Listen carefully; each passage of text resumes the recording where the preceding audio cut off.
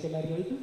Bukan, karena saya ingin isolasi, karena saya mengalami demam dan juga Nanti kita bacakan dan si keterangan BAP ya, skenario yang saksi buat ya, biar cocok. Tanggal 10 seperti yang dikemukakan tadi oleh majelis hakim, katanya memanggil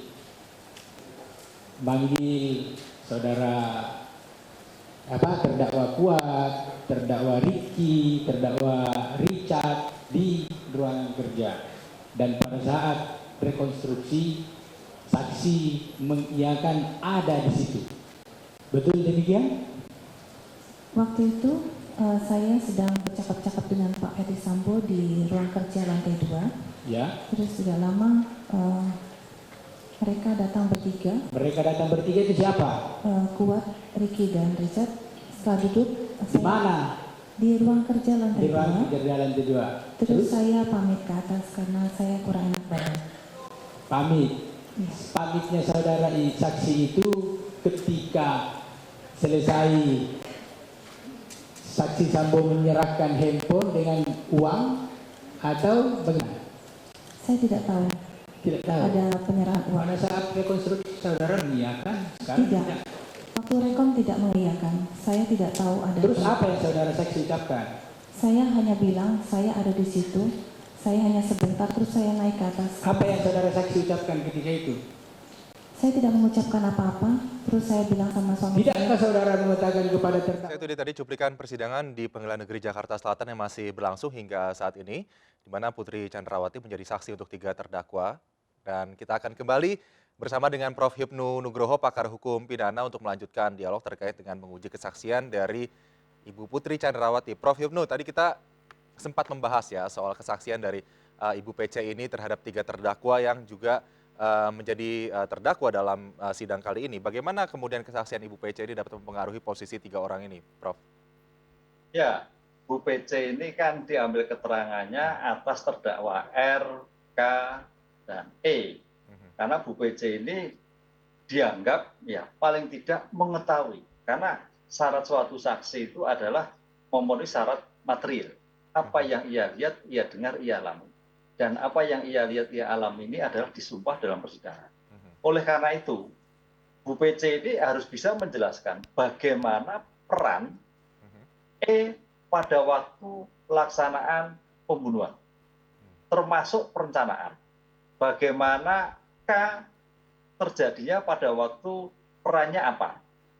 R demikian juga. Oleh karena ini harus jelas sekali. Karena jangan sampai seperti kemarin, pada saat kasus Pak FS itu sepertinya malah kayak diperiksa terdakwa, padahal dia hakim pengen mengetahui penjelasan ketika ada eksekusi terhadap suatu pembunuhan berencana. Nah, nanti peran-peran oleh pelaku kejahatan pelaku tadi ya, E, R, dan K itu akan melihat bobotnya. Karena pertanyaannya, betulkah E yang menembak berapa kali? Apakah R juga tidak melakukan suatu pencegahan? Apakah Bu PC juga tidak melakukan suatu pencegahan? Atau mungkin bisa membatalkan suatu kehendak? Ini akan terlihat. Nah, kalau tidak, ya berarti konstruksi perencanaan semuanya bisa masuk sebagai turut serta di sana. Karena rupanya FS dominan bahwa akan selalu dilakukan suatu penembakan. Kan gitu. Termasuk di dalamnya misalkan, apakah Bu PC melihat suatu penembakan? Ya, mungkin. Apakah FC menembak?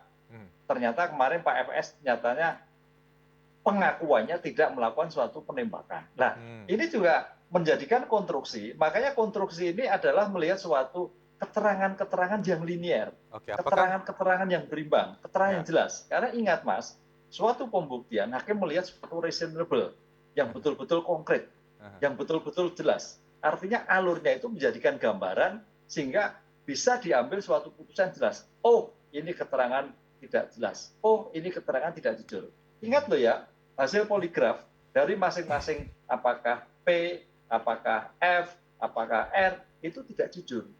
Nah, ketidakjujuran hasil poligraf itu ya sudah pasti, itu kan hanya sebagai alat kan. Alat untuk mendeteksi. Namanya lie detektor itu kalau kita lihat itu memang sebagai alat. Kalau orangnya memang punya suatu detak jantung yang baik, alat detektor nggak berguna. Tapi kalau orang yang mungkin baru pertama atau memang sudah skenario yang jelas, ya berarti tidak jelas. Jadi berarti tidak jelas ya. deteksi Oke. Jadi untuk itu hanya membuktikan sebagai lie alat. detector itu ya lewat persidangan ini. Prof, Ya, itu apakah alat. kemudian juga pernyataan Baradae yang mengatakan bahwa Putri Chandrawati ini ada berada di samping FS pada saat penembakan terhadap Brigadir Yosua ini terjadi juga bisa dibuktikan lewat fakta persidangan ataupun keterangan yang dikeluarkan oleh PC pada hari ini? Iya, karena posisinya jelas nanti.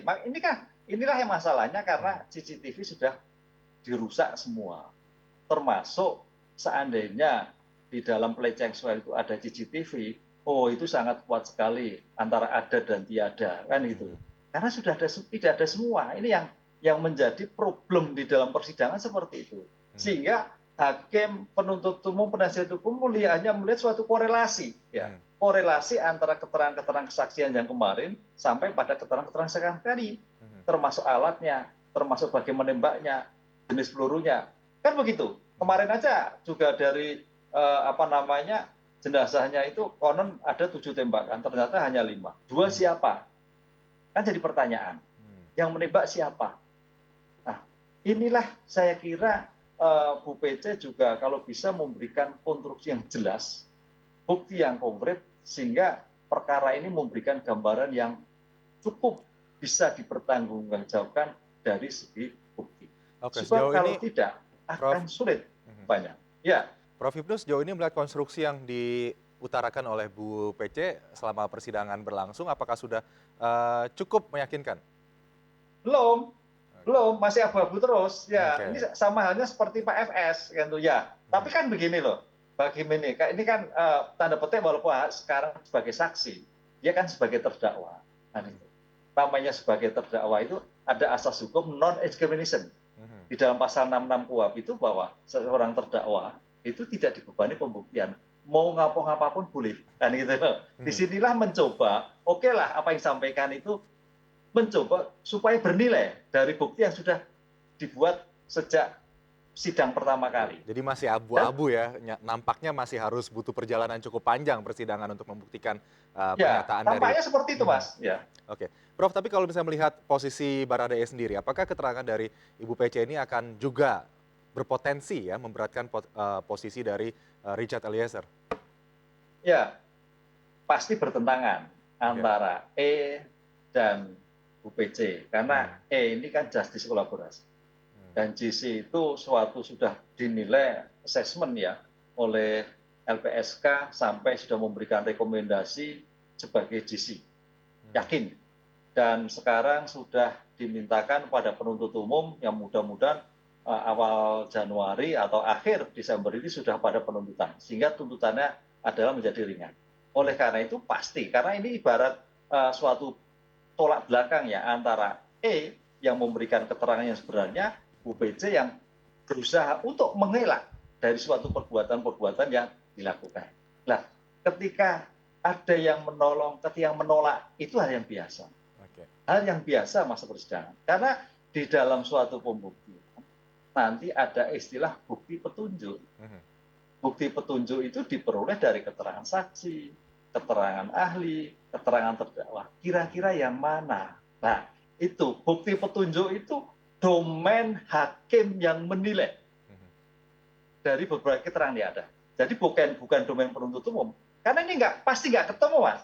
Pasti nggak apa yang disampaikan Bu PC itu pasti nggak nyambung. Demikian juga FS nggak nyambung.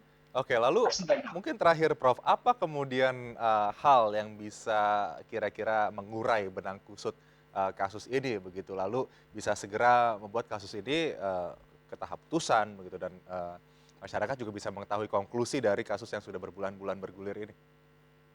Ya, kembali kepada bukti. Kalau bukti saksi sudah jelas, bukti ahli besok insya mungkin ya. Ini yang masih kita tunggu, Mas. Jadi ini kan bukti saksi, mungkin minggu depan ahli. Karena dalam suatu runtutan, suatu pembuktian itu di dalam pasal 18 itu pertama keterangan saksi, baru keterangan ahli. Keterangan ahli itu yang mungkin bisa menambahkan. Karena kalau kita melihat hanya keterangan saksi yang disampaikan sejak kemarin, itu sama sekali satu ke utara, satu ke selatan, satu ke barat, satu ke timur. Kan gitu. Ini ini suatu yang wajar. Makanya hakim terus mencecar terus dalam rangka untuk membuat konstruksi yang jelas.